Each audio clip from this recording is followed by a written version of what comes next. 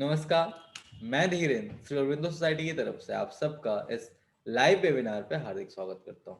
इस वेबिनार को ऑर्गेनाइज किया जा रहा है श्री अरविंदो सोसाइटी द्वारा और इसे स्पॉन्सर कर रहे हैं एचडीएफसी बैंक। नवाचारों की इस कड़ी में जिस राज्य के नवाचार पुस्तिका पे हम आज आपसे से डिस्कशन करने जा रहे हैं, जिस राज्य के नवाचार हम आज आपके साथ साझा करने जा रहे हैं, उस राज्य का नाम है त्रिपुरा। आज से हम त्रिपुरा राज्य के शिक्षकों के द्वारा दिए गए नवाचार, जो हमने नवाचार पुस्तिका के रूप में संकलित किए, वो नवाचार हम आज आपके बीच साझा करेंगे।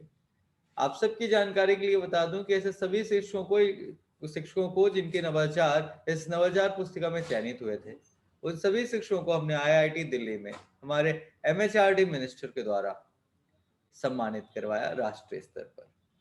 और उन्हीं शिक्षकों के दिए गए सर्वश्रेष्ठ नवाचारों को हम आज आपसे साझा करेंगे, जिसके तहत मैं आज आपसे अभिनव शिक्षण तकनीक नामक केस स्टडी के अंतर्गत 6 नवाचार साझा कर रहा हूं। वो नवाचार कौन से हैं, क्या है अभिनव शिक्षण तकनीक नामक केस स्टडी, ये सारी जानकारी मैं आज आपके साथ साझा करूंगा। लेकिन उससे पहले हम सेशन स्टार्ट करें उससे पहले अगर आपके मन में कोई भी डाउट, कोई भी क्वेश्चन आता है, तो मैं आपसे रिक्वेस्ट करूंगा कि कॉपी और पेन अपने साथ लेकर के अवश्य बैठे। और अगर आपके मन में कोई भी डाउट आता है, इस प्रोग्राम जिसका नाम ZII या zero investment innovation for education initiative या हिंदी में शिक्षा में शून्य निवेश नवाचार है, इससे संबंधित अगर आपके मन में कोई प्रश्न उठता है, या फिर जो केस स्टडी मैं आज आपसे साझा करने जा रहा हूँ उस केस स्टडी से संबंधित कोई प्रश्न आपके मन में उठता है, या फिर जो नवाचार मैं आज आपके साथ साझा करूंगा, उन नवाचारों में किसी भी नवाचार में अगर आपके मन में कोई भी प्रश्न उठता है, तो आप निसंकोच वेबिनार के अंत में मैं आपको समय दूंगा जहां आप अपने प्रश्न मेरे साथ साझा कर सकते हैं। इसके अलावा अगर आपके कोई एक्सपीरियंसेस हैं, कोई अनुभव है जो आप हमारे साथ साझा करना चाहते हैं, और हमारे माध्यम से, इस वेबिनार के माध्यम से अपने अनुभव, अपने एक्सपीरियंस देश के उन तमाम शिक्षकों तक पहुंचाना चाहते हैं जो हमसे किसी भी माध्यम से, किसी भी ऑनलाइन माध्यम से जुड़े हुए हैं, चाहे तो फेसबुक या फिर जूम या फिर यूट्यूब में हमें देख रहे हैं या हमें देखेंगे, उन सभी तक अपने अनुभव, अपने एक्सपीरियंसेस आप पहुंचा सकते हैं। तो आइए शुरुआत करते हैं आज की केस स्टडी की, त्रिपुरा के पहले इनोवेटिव आइडिया जिसका नाम न्यू एज टीचिंग टेक्निक है। न्यू एज टीचिंग टेक्निक या अभिनव शिक्षण तकनीक एक ऐसी केस स्टडी है जो आपको लगभग हर राज्य के नवाचार पुस्तिका में देखने को मिलेगी। अगर हम न्यू एज टीचिंग टेक्निक या अभिनव शिक्षण तकनीक का समझने की कोशिश करें, इस पूरे शब्द को, इस पूरे केस स्टडी को अगर हम टुकड़ों में तोड़ लें, तो अभिनव शिक्षण तकनीक 3 शब्द हमें मिलते हैं। अभिनव मतलब आप सब जानते हैं नया, नूतन, नवीन, नया या नवीन। शिक्षण मतलब सीखने का या सिखाने का या पढ़ाने का, और तकनीक मतलब होता है टेक्निक, मतलब पढ़ाने की नई तकनीक या टेक्निक या तरीका। क्यों जरूरी है आखिर अभिनव शिक्षण तकनीक? इसके कई सारे कारण हैं, एक नहीं बहुत सारे कारण हैं। पहला कारण तो ये है कि कोई भी काम आपको कितना भी पसंद क्यों ना हो, जब आप रोज रोज वही काम करते हैं, जब आप सेम रूटीन को हर दिन फॉलो करते हैं, तो कहीं ना कहीं उस टास्क में, उस काम में एक मोनोटनी आ जाना स्वाभाविक है।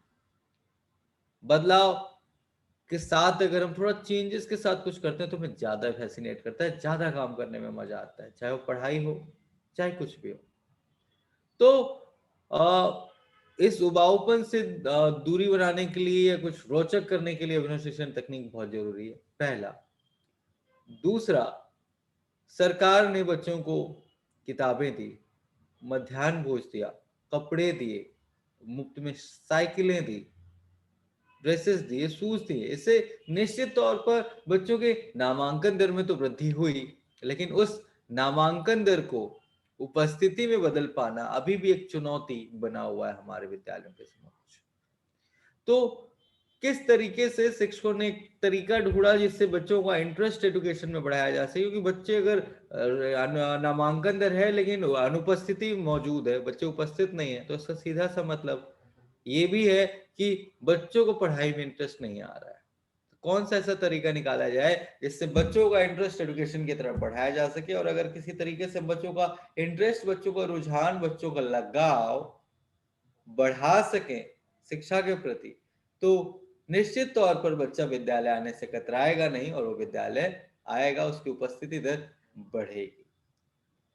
साथ ही साथ अगर अब अभिनव शिक्षण तकनीक की बात करें कि ये नवाचार या केस स्टडी जरूरी क्यों हो जाती है, तो हम सब जानते हैं कि 21वीं शताब्दी है और 21वीं शताब्दी में बच्चों के पास बहुत सारे ऑप्शन हैं और क्योंकि इतने सारे ऑप्शन उपलब्ध हैं तो बच्चे बहुत जल्दी बोर हो जाते हैं मौजूदा चीजों से। आपने घर में भी देखा होगा कि बच्चे कार्टून देख रहे हैं, ये कार्टून छोड़ करके दूसरा कार्टून देखने लगे, या खिलौने कई सारे रखे हैं तो 10 मिनट इस खिलौने से खेला, उसके बाद इससे उब के दूसरा खिलौने से खेलने लगता है। तो कोई भी चीज स्थायी नहीं है।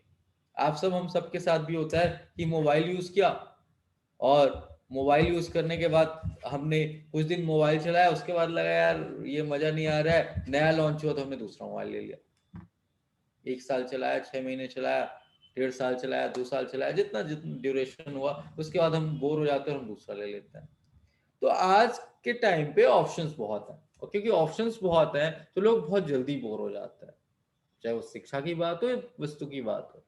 और इसीलिए शिक्षक ने कहा कि सर हम सोचते थे क्योंकि शिक्षण या सीखने सिखाने की प्रक्रिया तो ऐसी है जो लगातार चलती है और इसका एक ही तरीका है कि बच्चे बोर ना हो, और वो ये है कि हम कुछ नवीनता लाएं अपनी शिक्षण शैली में, कुछ ऐसे ऐसे तरीके लाएं जिससे बच्चों का इंटरेस्ट, बच्चों का रुझान, बच्चों का लगाव शिक्षा के प्रति बेहतर तौर पे बन सके।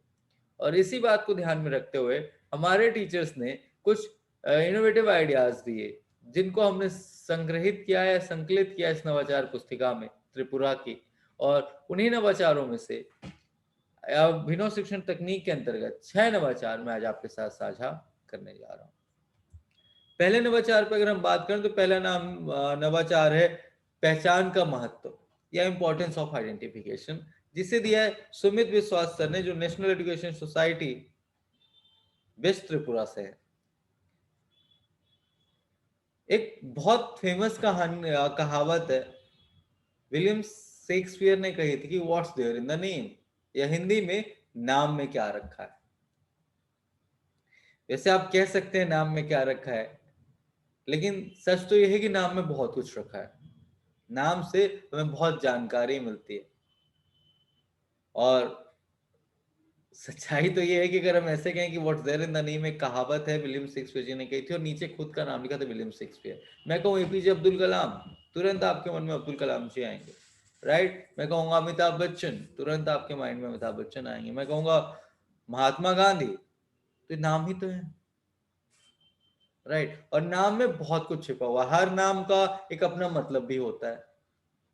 और अगर कहते हैं ना कि नजदीक से दूर की ओर, शिक्षण की एक शैली होती है नियर टू फार अप्रोच, या नजदीक से दूर की ओर। तो अगर हम बच्चों को कुछ भी पढ़ा रहे हैं और अगर उनके नाम से संबंधित जानकारी, फॉर एग्जांपल आपको पर्यायवाची बच्चों को पढ़ाना है, या कई सारे बच्चों के नाम का अर्थ है तो सूर्य होता है या कोई नदी होता है, या बहुत सारी ऐसी चीजें, या मॉरल वैल्यूज के कई सारे इंपॉर्टेंट वर्ड्स के नाम लोग रखते हैं, या फॉर एग्जांपल ध्रुव किसी का नाम है। अब आप ज्योग्राफी पढ़ा रहे हो तो बड़ी आसानी से उससे रिलेट कर सकते हैं कि ध्रुव एक तारा है, जिसे हम इंग्लिश में पोल स्टार बोलते हैं। क्यों? वो स्टैटिक है। क्या रीजन है कि वो स्टैटिक है? वो स्टैटिक तो सभी तारे हैं, लेकिन क्या रीजन है कि उसकी दिशा नहीं बदलती है, उसका जगह नहीं मिलता, हमेशा नॉर्थ में ही रहता है? तो ये सारी चीजें बच्चों को बड़ी आसानी से समझा सकते हैं। टीचर ने कहा सर इसी के लिए हमने एक इनोवेटिव आइडिया दिया, इंपॉर्टेंस ऑफ आइडेंटिफिकेशन या पहचान का महत्व, और इसके अंतर्गत नए नए बच्चों को वर्ड सिखाने के लिए और साथ ही साथ जो टॉपिक पढ़ा रहे हैं उससे जोड़ने के लिए भी हम इस्तेमाल कर सकते हैं।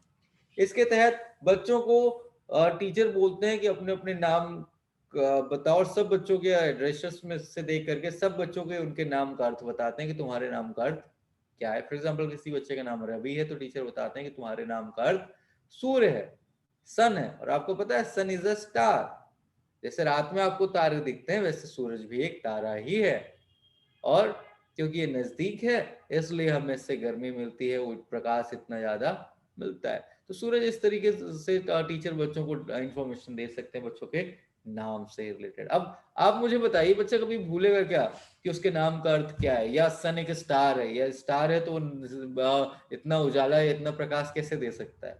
और उस बच्चे को तो छोड़िए, जो साथ में भी स्टूडेंट है वो भी कभी नहीं बोलेंगे।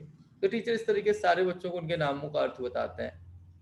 साथ ही साथ अगर कोई टॉपिक पढ़ा रहे होते हैं टीचर, तो टीचर बच्चों को टॉपिक अगर पढ़ाते हैं तो उसका मतलब भी फिर उस अगर टॉपिक में कोई शब्द आया और जिसका पर्यायवाची या जिससे संबंधित नाम किसी बच्चे का है, तो टीचर उससे रिलेट करते हुए भी पढ़ाते हैं। फॉर एग्जाम्पल, टीचर नदियों के बारे में पढ़ा रहे थे और क्लास में एक बच्ची जिसका नाम है रेवा, तो टीचर बताते हैं कि रेवा जो है वो नर्मदा नदी का नाम है। नर्मदा नदी बहुत पवित्र नदी मानी जाती है और वो फिर सारी जानकारी देते हैं कि किस तरीके से नर्मदा जो है, बाकी नदियां मिलती हैं बे ऑफ बंगाल में जो, लेकिन जो नर्मदा है वो और तापी है ये अरेबियन सी में कैसे मिलती हैं। ठीक है, तो बच्चों को अब समझ में आ गया कि अच्छा नर्मदा और तापी जो है ये दूसरी नदियों से विपरीत डायरेक्शन में मिलती हैं। फिर अब टीचर बच्चों को बताते हैं, ठीक है, अगर वो ज्योग्राफी पढ़ा रहे हैं और मैप्स पढ़ा रहे हैं या different reverse of the country पढ़ा रहे हैं, तो बच्चों को बोलते हैं कि आप इंडिया का मैप है, इसमें बताओ कि कौन सी रिवर कहाँ पे जाएगी। अब बे ऑफ बंगाल जो है वो कहाँ है और फिर अरेबियन सी कहाँ पे है। नर्मदा फिर अगर अरेबियन सी में जा रही है तो अरेबियन सी में जाएगी तो कैसे जाएगी। फिर टीचर बच्चों को अलग अलग जगह लोकेट करने के लिए करते हैं। तो इस तरीके से बड़ी आसानी से बच्चों को नाम से ही रिलेट करते हुए बच्चों को पढ़ाया जा सकता है। और यकीन मानिए, अब जब टीचर पूछेंगे एग्जाम में आएगा कि कौन सी नदियां अरेबियन सी में मिलती हैं, तो बच्चे क्लास से कोई भी हो उन्हें बहुत मुश्किल नहीं होगी एक नाम तो कम से कम रखने में, बताने में, दैट इज नर्मदा, राइट। या दूसरा नाम भी फिर उन्हें याद आ जाएगा कि नर्मदा या तापी, राइट। तो बड़े आसानी से इस तरीके से टीचर बच्चों को रिलेट करा देते हैं उनके नाम से ही। जैसे ही मैंने कहा कि किसी बच्चे का नाम ध्रुव है, तो टीचर से बताते हैं कि ध्रुव का मतलब क्या होता है। ध्रुव इज अ स्टार, और स्टार जो है उसको पोल स्टार क्यों बोलते हैं, क्योंकि वो नॉर्थ पोल में है। वो स्टैटिक क्यों दिखता है, हमें सब नॉर्थ पोल में ही क्यों रहता है, सारी जानकारी बच्चों को बड़ी आसानी से दी जा सकती है। साथ ही साथ अगर हम पौराणिक कथाओं के बारे में बात करें, तो ध्रुव तारे की या ध्रुव भक्त ध्रुव की कहानी भी बच्चों को बताई जा सकती है, जिससे बच्चे अपने रूट्स को भी समझ सके, राइट। तो आई एम श्योर आपको इनोवेटिव आइडिया अच्छा लगा होगा। बहुत छोटा सा, लेकिन ट्रस्ट मी, बच्चों को अपने नाम की जब जानकारी या नाम का मतलब पता चलता है ना, तो वैसा ही कार्य करने की कोशिश भी करते हैं। आइए बढ़ते हैं, इस इनोवेटिव आइडिया को दिया था सुमित विश्वास सर ने। बढ़ते हैं दूसरे इनोवेटिव आइडिया की तरफ, जिसका नाम है सुपरस्टार, और ये आइडिया दिया है कार्तिक देवनाथ सर ने, जो कि वेस्ट त्रिपुरा से है। फटिक चारा इंग्लिश मीडियम स्कूल। इसके अलावा विकास शिल सर हैं, जो कि परचमुख जेबी स्कूल वेस्ट त्रिपुरा से हैं। अक्सर देखा गया है विद्यालय में कुछ विद्यार्थी ऐसे होते हैं जो बहुत ज्यादा डिसिप्लिन में नहीं रहते, पढ़ाई में इतना ध्यान नहीं रखते, शैतानियां ज्यादा करते हैं, ज्यादा नटखट होते हैं। ऐसे बच्चे जो ज्यादा नटखट होते हैं, टीचर ने सोचा कि किस तरीके से इन बच्चों को डिसिप्लिन में लाया जा सकता है, किस तरीके से इन बच्चों को भी दूसरे बच्चों के साथ शामिल किया जा सकता है। और इसी बात को ध्यान में रखते हुए टीचर ने एक इनोवेटिव आइडिया दिया, जिसका नाम उन्होंने रखा सुपरस्टार। सुपरस्टार इनोवेटिव आइडिया के अंतर्गत टीचर बच्चों को बताते हैं कि हम एक ऐसी प्रतियोगिता करने जा रहे हैं जिसमें हर विद्यार्थी को 10 मिनट का समय मिलेगा। जो टॉपिक मैं पढ़ाऊंगा उसके अगले दिन आपको 10 मिनट का टाइम मिलेगा, या मैं पढ़ाऊंगी उसके अगले दिन आपको 10 मिनट का टाइम मिलेगा। और उस 10 मिनट में आपको जो मैंने टॉपिक पढ़ाया था उसके बारे में बताना है। अगर आप बहुत अच्छे तरीके से बताओगे तो आप उस दिन सुपरस्टार ऑफ द क्लास कहलाओगे। इसके बाद टीचर बताने के बाद अब इसका इम्प्लीमेंटेशन या क्रियान्वयन कैसे होगा। हर बच्चे को एक मौका दिया जाता है कि वो सुपरस्टार बन सके। टीचर सबसे पहले ऐसे बच्चों का चुनाव करते हैं जो नटखट रहते हैं या क्लास में स्टडीज में उतना ध्यान नहीं देते हैं। अब टीचर उन बच्चों को बोलते हैं कि सारे बच्चों को बोला जाता है कि आप कल कर पढ़ करके आएंगे, क्योंकि मैं किसी भी बच्चे को बोल सकता हूँ प्लेटफॉर्म में आकर के पढ़ाने के लिए जो टॉपिक मैंने कल पढ़ाया था। अब टीचर, जैसे मैंने कहा, सबसे पहले इन बच्चों का चुनाव करते हैं जो बच्चे थोड़ा सा नटखट है, इनको मौका दिया जाता है और 10 मिनट के लिए बच्चे प्रेजेंट करते हैं। अब क्योंकि सारे बच्चों को पता है कि हम में से किसी को भी बुलाया जा सकता है, तो बच्चे अब नेक्स्ट डे प्रिपेयर करके आते हैं। और धीरे धीरे जब ऐसे बच्चों को भी बुलाया जाता है जो स्टडीज में इतना इंटरेस्ट नहीं ले रहे थे, जब इनको बुलाया जाता है प्लेटफॉर्म में, अब सारे बच्चों के सामने इन्हें प्रेजेंट करना है, हर किसी को थोड़ा सा लगता है कि मेरी इमेज अच्छी रहे अपनी क्लास में, तो ये बच्चे भी अब पढ़ के धीरे धीरे आना चालू कर देते हैं, और जो शरारत करते थे या नटखट थे, धीरे धीरे इनकी शरारतें भी कम होने लगती हैं और ये बच्चा क्लास की तरफ ज्यादा फोकस करने लगते हैं। इस दौरान टीचर लास्ट बेंच पे बैठते हैं और बच्चा जो बता रहा है उसे सुनते हैं। अगर लगता है कि किसी बच्चे ने कुछ गलत इन्फॉर्मेशन दी तो टीचर फिर उससे उस बच्चे के प्रेजेंटेशन के बाद करेक्ट करते हैं। इस एक्टिविटी को सप्ताह में एक दिन या शिक्षक अपने अनुसार दिनों का चुनाव कर सकते हैं। ठीक है, इससे बच्चों के अंदर एक कॉन्फिडेंस का भाव जागता है, रिस्पॉन्सिबिलिटी लेना बच्चे सीखते हैं, और साथ ही साथ डिसिप्लिन भी या अनुशासन में रहना भी बच्चे बड़ी आसानी से सीख जाता है। आइए बढ़ते हैं हमारे तीसरे इनोवेटिव आइडिया की तरफ, जिसका नाम है पीयर लर्निंग। इस इनोवेटिव आइडिया को दिया है परदौस बेगम मैम ने, जो कि मातावारी गोमती त्रिपुरा से हैं। पीयर लर्निंग का मतलब होता है कि हम सहपाठी के साथ शिक्षण। इसके अंतर्गत टीचर क्या करते हैं कि टीचर बच्चों को कोई टॉपिक पढ़ाते हैं, उनसे कोशिश करते हैं कि मित्रवत व्यवहार रखें, लेकिन कई बार ऐसा होता है कि बच्चे फिर भी एक गैप लेकर के चलते हैं या वो उस तरीके से टीचर के साथ कनेक्ट नहीं हो पाते हैं।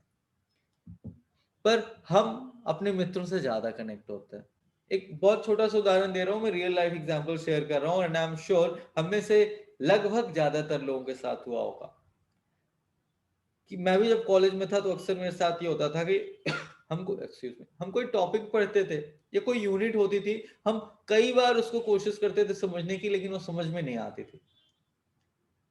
लेकिन एग्जाम के टाइम में हम अक्सर ग्रुप स्टडी किया करते थे, तो दोस्त आते थे और हम एक एक यूनिट डिवाइड कर लेते थे। अक्सर 5-6 फ्रेंड थे तो हम एक एक यूनिट डिवाइड कर लिया करते थे, और हर किसी को एक एक यूनिट दे दी जाती थी, और हमारी रिस्पॉन्सिबिलिटी ये होती थी कि जो यूनिट मुझे मिली है मैं अपनी टीम को या अपने ग्रुप को पढ़ करके समझा करके बताऊंगा।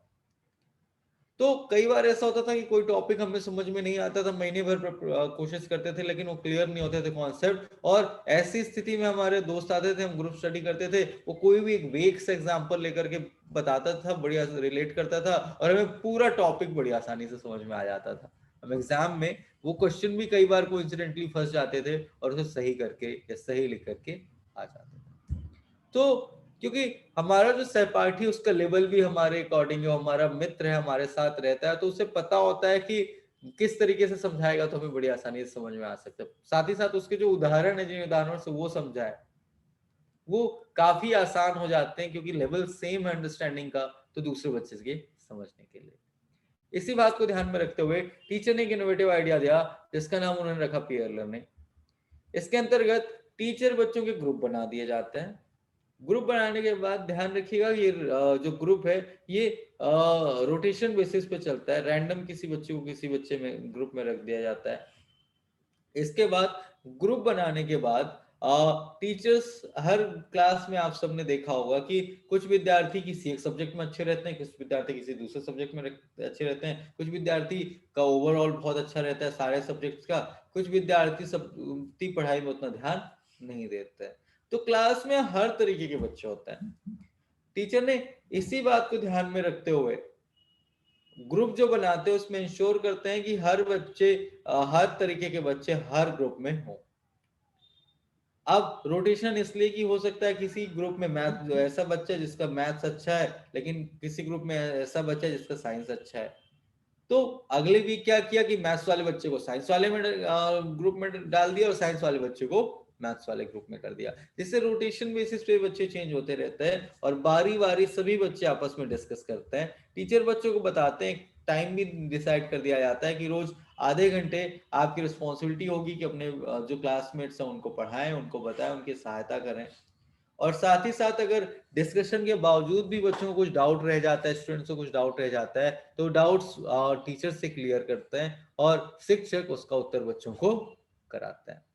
इसके साथ ही कोई टॉपिक टीचर ने पढ़ाया, उसके बाद टॉपिक बच्चों को दे दिया जाता है, उन्हें बोला जाता है आप प्रिपेयर कीजिए। उसके बाद बच्चों का टेस्ट लिया जाता है। बच्चे टेस्ट तो अलग अलग ही देते हैं, अपनी अपनी कॉपी में टेस्ट का आंसर देते हैं, लेकिन उसके जो रिजल्ट टीचर अनाउंस करते हैं वो ग्रुप में अनाउंस होता है। फॉर एग्जाम्पल, अगर मान लीजिए 50 नंबर का टेस्ट हुआ, 10-10 नंबर का टीचर ने टेस्ट लिया और 5 बच्चे एक ग्रुप में हैं, तो 10 का हो गया 50। अब जो भी बच्चों के रिजल्ट आए, फॉर एग्जांपल एक बच्चे का 5 आया, एक बच्चे का 10 आया, एक बच्चे का 7 आया, राइट? तो इसी तरह एक बच्चे का 8 आया और एक बच्चे के 3 मार्क्स आए। तो इनको मिला करके मान लीजिए टोटल हुआ इसका 33। तो अगर 33 टोटल है तो टीचर 50 में से 33 इस ग्रुप को देते हैं। सिमिलरली दूसरे ग्रुप को भी इससे ऐड करके दिया जाता है और अंत में जिस ग्रुप के सबसे ज्यादा मार्किंग रहती है उसे तालियों के माध्यम से सम्मानित किया जाता है और उसे ग्रुप ऑफ द वीक के नाम से भी टीचर बोल सकता है या स्टार्स ऑफ द वीक बोल सकते हैं। तो अब बच्चों के मन में एक भावना जागृत होती है कि अगर मैं साथी बच्चे की मदद नहीं करूंगा तो हमारी टीम नहीं जीतेगी। हमारी टीम जीतेगी तभी जब हम एक कम्युनिटिव एफर्ट करेंगे, हम सब मिल करके प्रयास करेंगे और जब हम मिल करके प्रयास करेंगे तो हमारा रिजल्ट अच्छा आएगा, ओवरऑल रिजल्ट अच्छा आएगा और उसी बेसिस पे हम ग्रुप ऑफ द वीक भी कहलाएंगे। तो ये था तीसरा इनोवेटिव आइडिया। उम्मीद करता हूँ आपको पसंद आया होगा। और जो रिवीजन में हम बात करते हैं कि बच्चे रिवीजन नहीं करते हैं या जब हम पूछते हैं तो बच्चों से बनता नहीं, तो बड़ी असरदार टेक्निक या तकनीक हो सकता है बच्चों को पढ़ाने के लिए, उन्हें रिवीजन कराने के लिए और साथ ही साथ एक टीम वर्क और भाईचारे की, एक दूसरे की मदद की भावना बच्चों में जागृत करने के लिए। आइए बढ़ते हैं हमारे चौथे इनोवेटिव आइडिया की तरफ, जिसका नाम है न्यूज लिसनिंग या समाचार सुनना। इसे दिया है लाल लालथुम्पुई सर ने, जो कि नॉर्थ त्रिपुरा से हैं, और शर्मिष्ठा दास मैम ने, जो कि वेस्ट त्रिपुरा से हैं। आजकल या हम जानते हैं कि कॉम्पिटिटिव एग्जामिनेशन में एक सब्जेक्ट होता है जनरल नॉलेज या सामान्य ज्ञान, जिसका बहुत महत्व है। और अगर हम पब्लिक सेक्टर एग्जाम्स, खासकर पीएससी वगैरह की बात कर लें, यूपीएससी की बात कर लें, तो इसमें जनरल नॉलेज का तो महत्व और भी ज्यादा बढ़ जाता है। इनमें जनरल नॉलेज से संबंधित बहुत सारे प्रश्न आते हैं और जनरल नॉलेज या सामान्य ज्ञान की अगर हम बात करें तो ये बहुत विस्तृत है। आप 3 महीने, 4 महीने, 6 महीने या साल 2 साल में जनरल ज्ञान, जनरल नॉलेज या सामान्य ज्ञान इकट्ठा नहीं कर सकते। इसके लिए तो वैसे तो सच ये है कि पूरा जीवन भी छोटा पड़ जाता है, आप पूरा सामान्य ज्ञान अगर एकत्रित करना चाहे तो। लेकिन फिर भी अगर एक अच्छे लेवल पर पहुंचना है सामान्य ज्ञान के लिए, तो अगर बच्चों को शुरुआत से ही, बचपन से ही उन्हें सामान्य ज्ञान की जानकारी दी जाए, उन्हें जनरल नॉलेज के लिए न्यूज इत्यादि से उन्हें जोड़ा जाए, तो बड़ी आसानी से आगे चलकर बच्चों को जनरल नॉलेज के सब्जेक्ट में बहुत मेहनत की आवश्यकता नहीं होगी, पहला। दूसरा, जब बच्चा आसपास की परिस्थितियों को, देश की भौगोलिक स्थितियों को, देश के इकोनॉमिक कंडीशंस को, देश की जो गतिविधियां हैं उनको समझता है, तो बड़ा आसान हो जाता है बच्चे के लिए कि वो एक जिम्मेदार नागरिक बने।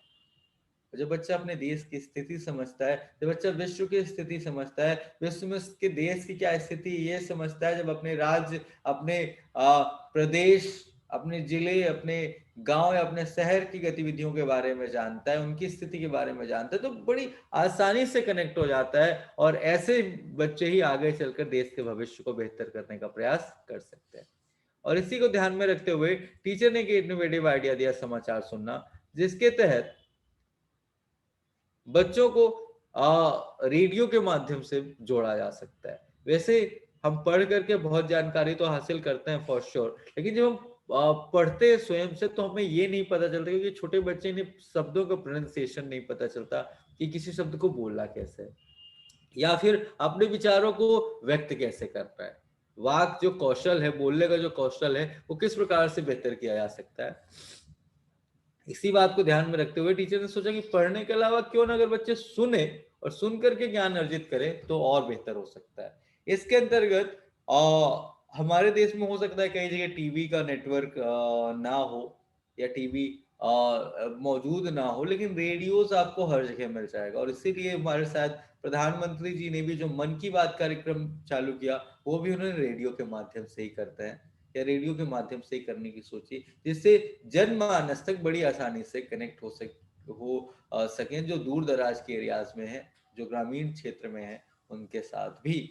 ऐसे ही स्कूलों की भी बात करें तो स्कूल भी ऐसे जो रूरल एरियाज में है, ऐसी जगह पे है जहाँ नेटवर्क का थोड़ा सा कंस्ट्रेंट है, फिर भी रेडियो आसानी से वहां तक कनेक्ट हो सकता है।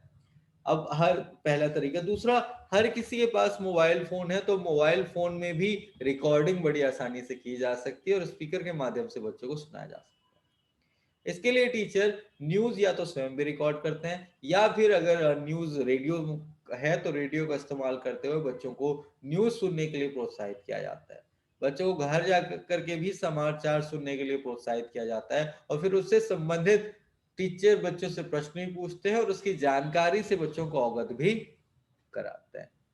इसको प्राइमरी मिड अपर प्राइमरी या मिड लेवल में बच्चों के साथ इसको किया जा सकता है। धीरे धीरे बच्चों की हैबिट बन जाती है, एक आदत बन जाती है न्यूज सुनने की, और वो समाचार सुनने लगते हैं। उनका सामान्य ज्ञान भी बेहतर होता है निश्चित तौर पे, और सामान्य ज्ञान बेहतर होने के साथ साथ बच्चों को सुनने की क्षमता, बच्चों का कंसंट्रेशन भी स्वाभाविक तौर पे बढ़ता है। तो ये था इनोवेटिव आइडिया जिसका नाम था समाचार सुनना। आइए बढ़ते हमारे अगले इनोवेटिव आइडिया की तरफ जिसका नाम है रिवीजन क्विज। इसे दिया है सुवीर देवनाथ सर ने, जो कि Nabagram high school west Tripura Tripura से है। इसके अंतर्गत टीचर ने बताया कि सर, बच्चों के लिए जानकारी एकत्रित करना और पढ़ना बहुत जरूरी है। कई बार क्या होता है कि जब हम रिवीजन करने के लिए बच्चों को बोलते हैं, वो रिवीजन नहीं करते, या हम बोलते हैं पढ़ के यार हम पूछेंगे, तो कई बार बच्चे पढ़ के नहीं आते, या कई बार स्कूल ही नहीं आते हैं। साथ ही साथ कुछ बच्चे ऐसे होते हैं जो स्कूल तो प्रतिदिन आते हैं, बट वो घर में फिर तैयारी नहीं करते हैं, घर में पढ़ाई नहीं करते हैं। टीचर ने जो टॉपिक पढ़ाया, जो पार्ट पढ़ाया, उस वक्त तो हो सकता है समझ में आ जाता है, लेकिन जब बच्चे घर जाकर के प्रिपरेशन नहीं करते, रिवीजन नहीं करते, तो फिर वो धीरे धीरे भूल जाते हैं। अगर रिवीजन नहीं किया तो हम सब जानते हैं भूल जाते हैं, और इसलिए रिवीजन बहुत जरूरी होता है। इसी बात को ध्यान में रखते हुए टीचर ने एक इनोवेटिव आइडिया दिया जिसका नाम उन्होंने रखा रिवीजन क्विज। रिवीजन प्रश्नोत्तरी के अंतर्गत टीचर ने बच्चों को बताया कि हम क्या करने वाले हैं, हम एक क्विज कंपटीशन रखने वाले हैं। और क्विज कंपटीशन में टीचर क्लास को दो भागों में बांट देते हैं। उन्हें टाइम दिया जाता है 3 से 4 दिन का प्रिपरेशन करने का उस टॉपिक को या उस चैप्टर को।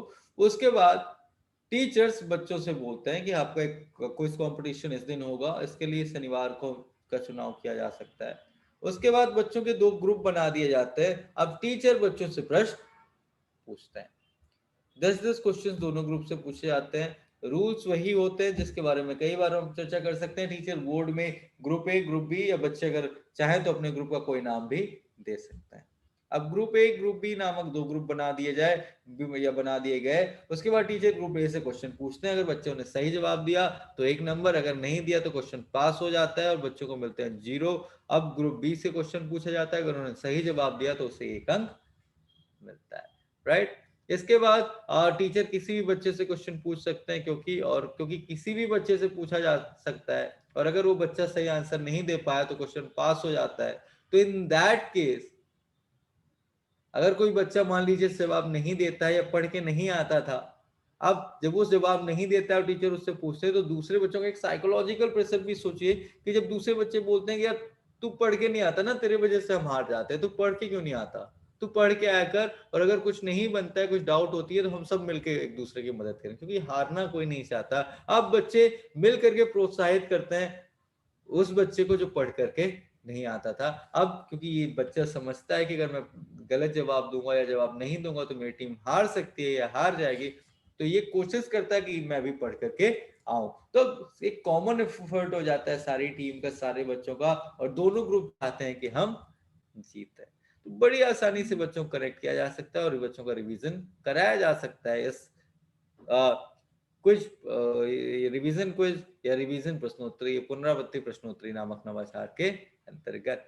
आइए बढ़ते हैं हमारे अगले इनोवेटिव आइडिया की तरफ जिसका नाम है रियल लाइफ एजुकेशन। इसे दिया संजीव चंदा सर ने, जो कि Lefunga high school west Tripura से हैं, और माधवी रॉय मैम ने, जो कि बेस्ट नोवाडी high school west Tripura Tripura से है। बच्चों को लिए प्रैक्टिकल इंफॉर्मेशन होना बहुत इंपॉर्टेंट है, और जब उसको रियल लाइफ सिचुएशन से कोई प्रैक्टिकल एग्जांपल जोड़ दिया जाए तो बच्चों के लिए समझना बहुत आसान हो जाता है। फॉर एग्जाम्पल, अगर मैं कोई ऐसा टॉपिक बताऊं जिसके बारे में बच्चे ने कभी सुना ही नहीं है, कभी उसे पता ही नहीं, कभी एक्सपीरियंस ही नहीं किया, तो उसके लिए कनेक्ट होना बहुत डिफिकल्ट हो जाता है। लेकिन अगर कोई ऐसा टॉपिक बताया जाए या उसका प्रैक्टिकल कराया जाए या उसका एक रियल लाइफ एक्सपीरियंस करा दिया जाए तो बच्चे बड़ी आसानी से कनेक्ट हो जाते हैं। फॉर एग्जाम्पल अगर हम बच्चों को बताएं कि न्यूक्लियर, मैं एग्जाम्पल दे रहा हूँ कि न्यूक्लियर रिएक्टर कैसे काम करता है, तो बच्चे ने कभी उसको देखा ही नहीं है तो उसके लिए समझना काफी मुश्किल हो जाएगा। लेकिन अगर वही न्यूक्लियर रिएक्टर पावर प्लांट में बच्चों को ले जाकर के हम दिखा दें तो बड़ी आसानी से समझ में आ जाता है। ये दूसरा, चलिए न्यूक्लियर रिएक्टर अगर हम छोड़ें कि बच्चे से हम ये बोले कि धागा कैसे बनाया जाता है, अब अगर ऐसे बोले कि धागा इस तरीके से बनाया जाता है, ये फैक्ट्री में इस तरीके से काम होता है, तो बच्चे के लिए शायद बहुत मुश्किल होगा समझना। लेकिन अगर एक एक्सपीरियंस करा दिया जाए उसको कि धागा किस तरीके से बनता है, या तो वहां पे साइट विजिट करा करके स्कूल में भी एक्टिविटी के माध्यम से, तो बड़ी आसानी से बच्चे समझ जाते हैं। और इसी बात को ध्यान में रखते हुए टीचर्स बच्चों को रियल लाइफ एग्जाम्पल देने के लिए स्कूल में ही कुछ गतिविधियां करा देते हैं या रोल प्ले बच्चों को करा देते हैं जिससे बच्चा समझ जाए। फॉर एग्जाम्पल अगर हम बात करें युद्ध के बारे में, कोई युद्ध हुआ 1857 की क्रांति के बारे में अगर बच्चों को बताएं तो हो सकता है उन्हें इतना इंटरेस्ट ना आए। लेकिन जब उसी गतिविधियों के माध्यम से उन्हें दिखाया जाए, किसी बच्ची को महारानी लक्ष्मीबाई बना दिया जाए, किसी को तात्या टोपे जी बना दिया जाए और फिर इस तरीके से बच्चों से गतिविधियां कराएं तो बड़ी आसानी से उन्हें समझ में आ सकता है और बच्चे रिलेट भी बड़ी आसानी से कर लेते हैं। इसी बात को ध्यान में रखते हुए टीचर ने ये इनोवेटिव आइडिया दिया जिसका नाम है वास्तविक जीवन की शिक्षा या वास्तविक जीवन की एजुकेशन। और इसके अंतर्गत मान लीजिए टीचर को उदाहरण के तौर पर बैंक के बारे में पढ़ाना है। अब या दो तरीके हैं टीचर के पास, पहला तो किताब में से बोल करके पढ़ा दें, या दूसरा तरीका होता है कि साइड विजिट करा के बैंक ले जाएं, लेकिन कई बार वो संभव नहीं होता है तो टीचर इस्तेमाल करते हैं तीसरे तरीके का, जिसके अंतर्गत टीचर पहले तो बच्चों को बैंक के बारे में बताते हैं कि बैंक क्या होता है, बैंक का क्या कार्य है।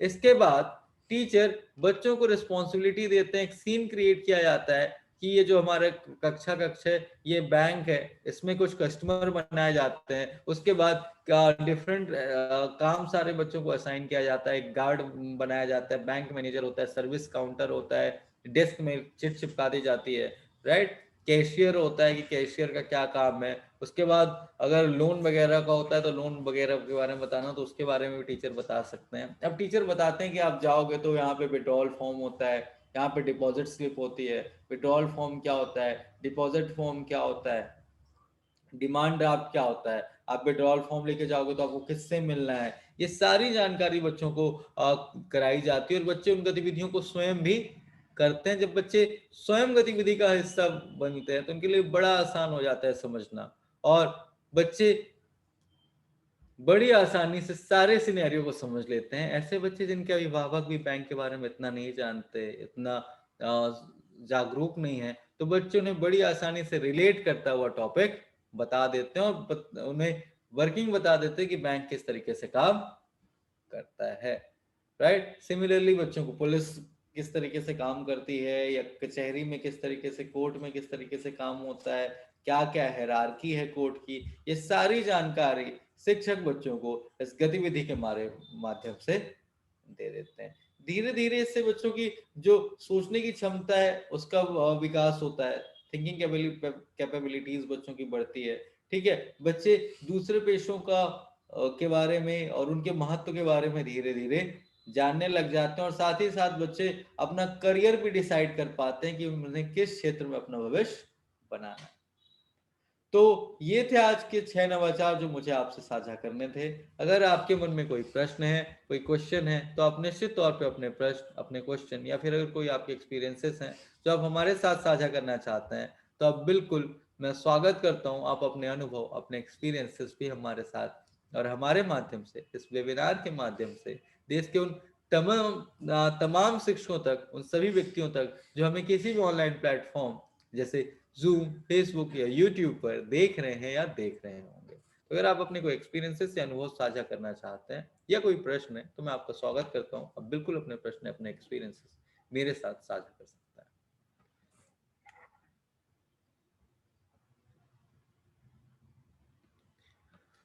हमारे साथ इस नवाचार के सफर में ज्वाइन करने के लिए या जुड़ने के लिए हम आपके हृदय से आभारी हैं। आप इन नवाचार के सफर में हमारे साथ शामिल होते हैं और इन नवाचार की कड़ी में हम सब मिल करके आगे बढ़ रहे हैं। इसके लिए आप सबका बहुत बहुत आभार। कल फिर मुलाकात होगी आपसे किसी दूसरे नवाचार, किसी दूसरी केस स्टडी के साथ। तब तक के लिए अपना ध्यान रखिएगा। नमस्कार।